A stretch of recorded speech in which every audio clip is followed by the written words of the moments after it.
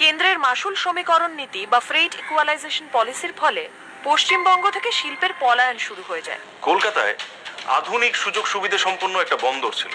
কলকাতার অবস্থান এমন একটি খনিজ সম্পদের সমৃদ্ধশালী অঞ্চলের কাছে ছিল যেখানে ইন্ডাস্ট্রি গড়ে তোলার জন্য পর্যাপ্ত কাঁচামাল সরবরাহের অভাব হতো না। নেহরুর অর্থমন্ত্রী টি কৃষ্ণমাচারী প্রস্তাব রাখেন সারা দেশে ইন্ডাস্ট্রিয়ালাইজেশন যাতে সমভাবে হয়, তার জন্য সারা দেশে খনিজ সম্পদ সমান মূল্যে পাওয়া উচিত। আর তার জন্য খনিজ দ্রব্য পরিবহনে সরকার ভর্তুকি দেবে। কিন্তু কলকাতায় যখন কেউ মহারাষ্ট্র থেকে তুলো বা উত্তরপ্রদেশ থেকে আখ কিনবে, তখন তা পরিবহনের পুরো খরচা তাকে দিতে হবে।